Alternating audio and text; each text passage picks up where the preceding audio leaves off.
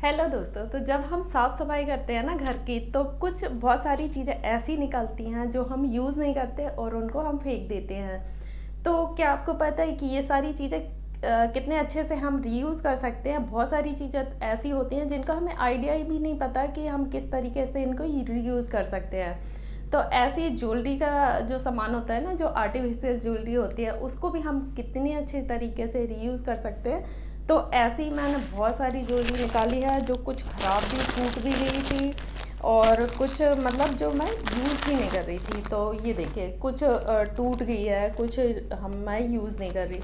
तो इसके लिए मैं आपको आइडिया बताऊंगी कि इसको हमें किस तरीके से यूज़ करना है। इस वीडियो को देखने के बाद आपको भी लगेगा कि मतलब जो मैंने यूज़ किया उसको उस तरीके से ना यूज़ करके आपको हो सकता है आपके दिमाग में कुछ और अच्छे आइडियाज़ आने लगें। पर वीडियो देखने के बाद मुझे गारंटी से मैं बोलती हूँ कि आपके दिमाग में बहुत सारे आइडियाज़ चलने लगेंगे और आप इस तरीके की चीज़ें बिल्कुल भी नहीं फेंकेंगे। सफाई करने के बाद बहुत सारी ज्वेलरी निकली है जिन्हें मैं काफ़ी टाइम से यूज़ भी नहीं कर रही थी। तो आप देख ही सकते हैं, बहुत सारी गले की जो मालाएं हैं, नेकलेस हैं, वो निकले हुए हैं, ईयररिंग है वो भी निकले हुए हैं। तो कुछ तो टूट गए थे रखे रखे और कुछ काले भी पड़ जाते हैं और कुछ जो चीज़ें होती हैं, कुछ जो नेकलेस हैं वो मुझे पसंद भी मतलब अब मुझे पसंद नहीं है, तो मैं उनको यूज़ ही नहीं कर रही। जो ईयररिंग है वो भी यूज़ नहीं कर रही हूँ। तो इस तरीके से मैंने निकाल दिए हैं। अब मेरा कबर्ड इतना एकदम खाली हो गया है और एकदम साफ़ भी हो गया है। तो ये मैंने कुछ ज्वेलरी निकाली है और इनको हम रीयूज़ करेंगे। तो ये मेरा ब्रेसलेट था, अब मुझे ये बिल्कुल भी पसंद नहीं है। और ये चैन है गले की और ये माला है और ये मेरे ईयररिंग है। तो एक ईयररिंग ख़राब हो गया है और ये पड़ा हुआ था और ये मैंने धागे ले लिए हैं। तो 3 धागे हैं सेम साइज़ के। तो थोड़ा सा आप धागा ये जो रस्सी है ना वो मोटी साइज़ की लें, थोड़ी सी जैसे मोटी साइज़ की है, इसको हमें चोटी के जैसे गुथना है। तो पहले तीनों की गांठ लगा लें। इस तरीके से आप एक गांठ लगा लें और इसके बाद हम इसको चोटी के जैसे बना लेंगे। अगर आपके पास इससे भी ज़्यादा मोटी कोई रस्सी है तो वो भी आप ले सकते हैं, उससे और अच्छा बनेगा।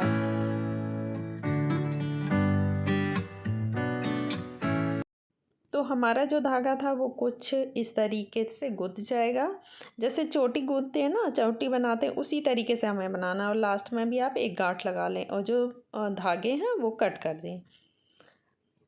तो ये कट कर देंगे इस तरीके से और इसमें हम जो काला वाला ईयरिंग का जो पार्ट है ना वो हम इसमें लगा देंगे बीच में। ये देखिए कितने अच्छे से बन गई ना।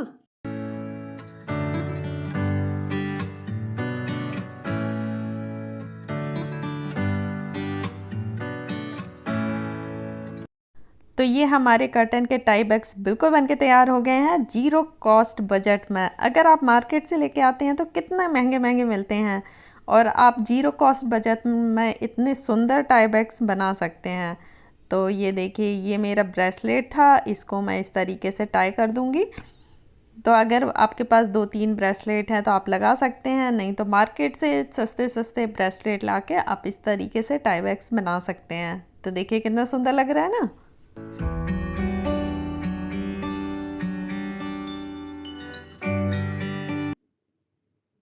तो ये मेरे ईयररिंग थे, उससे मैंने बनाया है। तो ये भी आप देख ही सकते हैं, बिल्कुल जीरो कॉस्ट बजट में इतने सुंदर सुंदर टाई बैग्स आप बना सकते हैं। वो भी आपके जो वेस्ट सामान है, जो आप फेंकने वाले थे, उस सामान से आप इतने सुंदर सुंदर टाई बैग्स बना सकते हैं।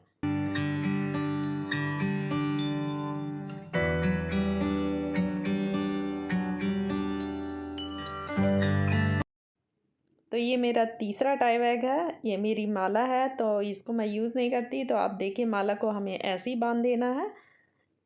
तो कुछ इस तरीके से बांधे माला को। आपके पास मल्टी कलर है तो वो भी आप लगा सकते हैं, या कोई भी दूसरे कलर की माला है तो वो भी आप यूज़ कर सकते हैं।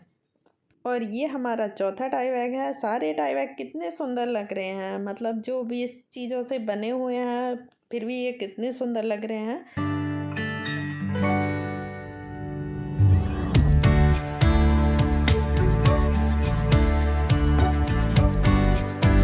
दोस्तों, ये तो हम सबको पता ही है कि क्रॉकरी कितनी महंगी आती है, लेकिन इसको मेंटेन करना बहुत मुश्किल है।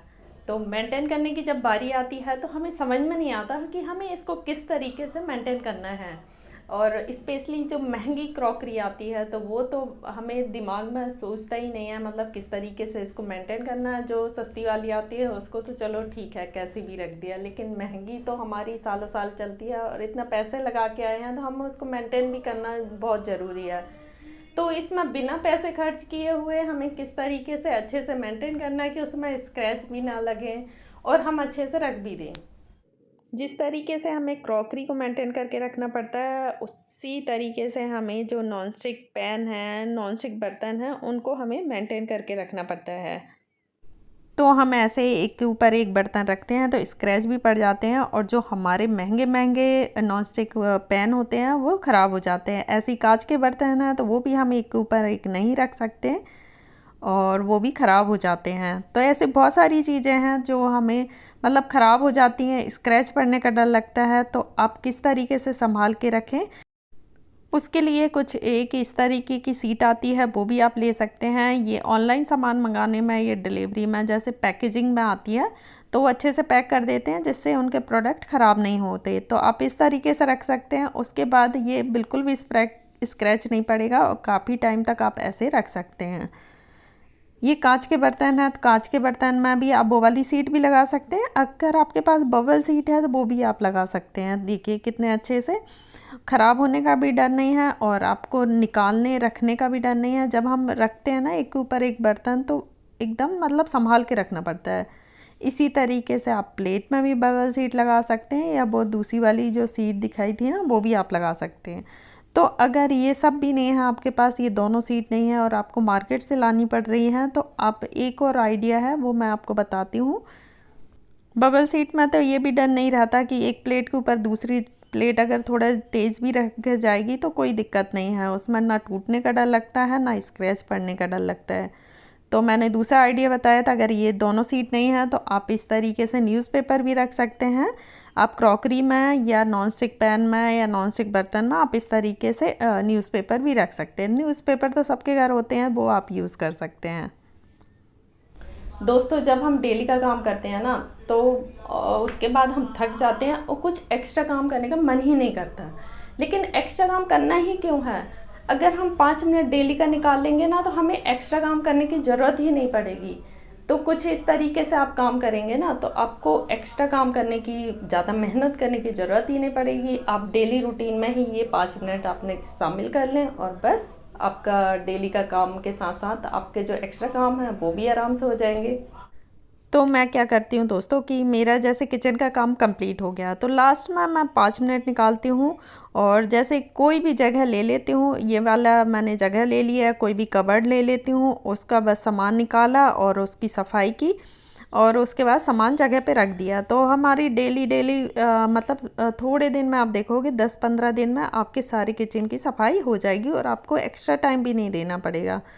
तो एक्स्ट्रा टाइम ये होता है ना कि किचन गंदी हो जाती है या आपके बेडरूम गंदा हो जाता है तो आपको लगता है अरे साफ़ करना, दिमाग में वही चलता है और फिर हमें 2-3 घंटे आराम से लगाने पड़ते हैं उसको साफ़ सफाई में। तो इसी तरीके से आप बेडरूम की भी सफाई कर सकते हैं, थोड़ा थोड़ा टाइम लगा के। किचन बाथरूम की भी कर सकते हैं और जो दूसरे एरिया हैं ड्राइंग रूम की भी आराम से कर सकते हैं। तो जैसे कि मैंने पहले ही बताया कि आप थोड़ी थोड़ी सफाई करेंगे तो आपको पता भी नहीं चलेगा और सारी घर की सफाई बड़े आराम से हो जाएगी। आपको टाइम लगाने की भी ज़रूरत नहीं है और आपको मेहनत करने की भी ज़रूरत नहीं है। बहुत कम मेहनत में आपके सारे घर की सफाई हो जाएगी।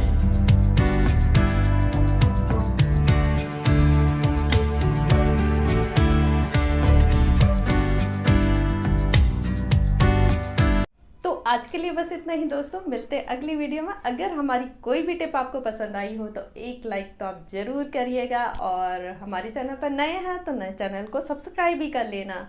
और ऐसे और नए नए वीडियो लाने के लिए आप बेल बटन भी दबा देना जिससे नोटिफिकेशन आपको मिलती रहे। और मैं आगे नई वीडियो लेके आऊँगी और इससे भी थोड़ी और अच्छी वीडियो लेके आऊँगी, नए टिप्स लेके आऊँगी। तो आप इस चैनल को सब्सक्राइब भी कर लिए, बेल बटन भी दबा दें। तो चलिए मिलते हैं, बाय।